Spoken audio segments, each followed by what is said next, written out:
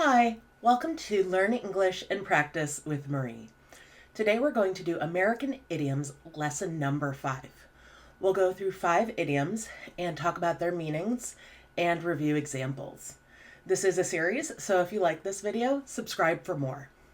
Let's go ahead and get started. First, I'll read the idioms. Devil's in the details, barking up the wrong tree, so far so good, blow your top, every dog has its day. First, devil's in the details. This means small things in plans or schemes are often overlooked but can cause trouble. So, the word devil has to do with Christian theology, and chances are you've heard who the devil is. But basically, the devil is the most negative figure possible. The devil is very, very bad.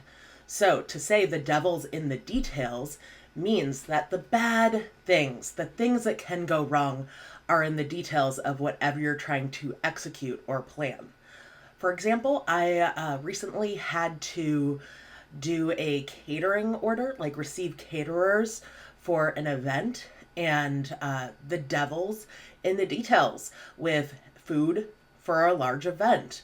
So with feeding a bunch of people, you have to make sure that everything gets set up, that the food stays warm, that plates, silverware, and cups are all provided to the guests, that the food gets carefully put away.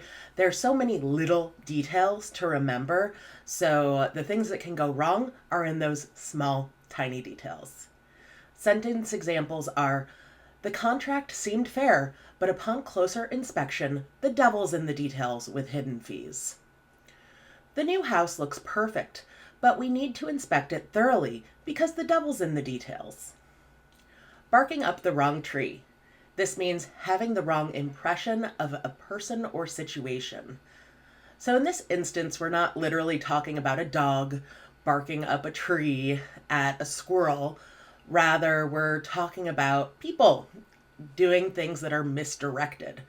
So in this instance, if someone was trying to get me to play on a recreational sports team, they'd be barking up the wrong tree because I have absolutely no interest in that.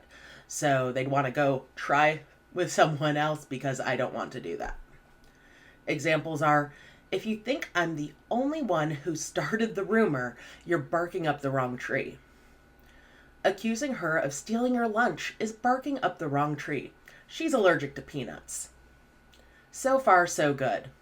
This means things are going well so far.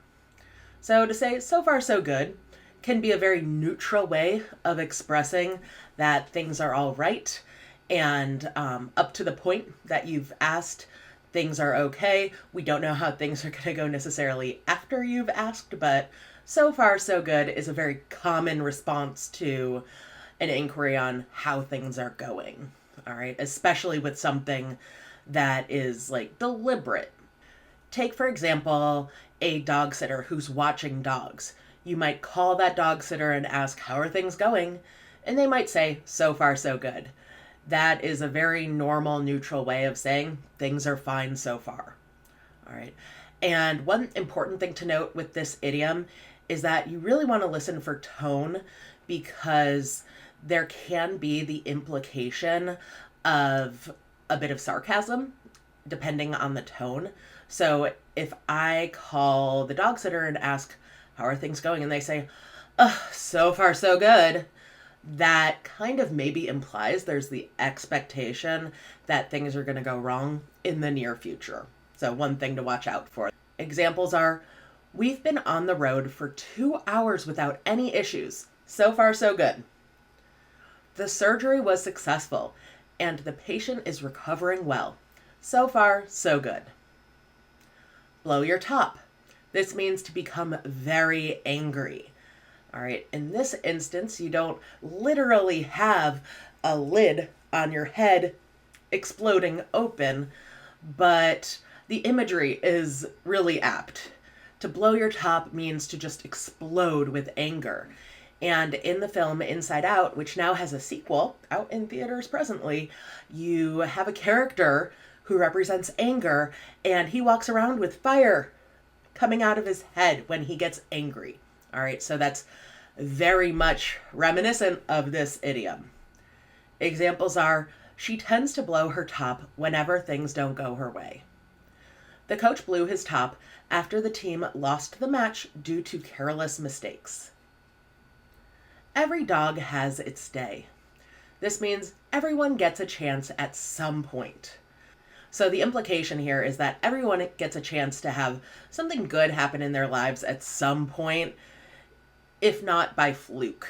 So if you've heard the phrase 15 minutes of fame, which according to some light internet research was popularized by Andy Warhol, it's this concept that everybody has 15 minutes where they're really in the sun. They're really spotlighted and famous for just 15 minutes. Everybody has their moment.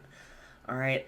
Every dog has its day is very similar to that concept in that everyone has something amazing happen to them at some point. Examples are, he finally won the competition after years of trying, proving that every dog has its day. After years of bad luck, he won the lottery, showing that every dog has its day. So, again, those idioms are devil's in the details, barking up the wrong tree, so far so good, blow your top, every dog has its day. Great job today. There are other videos like this on this channel, and more will be coming soon. I'm planning on doing 100 videos in this series. But if you're interested in advanced vocabulary, I have a number of videos on that as well, so I'll put playlists and videos right here if you want to check them out. And feel free to practice in the comments below. Thanks so much, and I'll see you in the next video. Bye!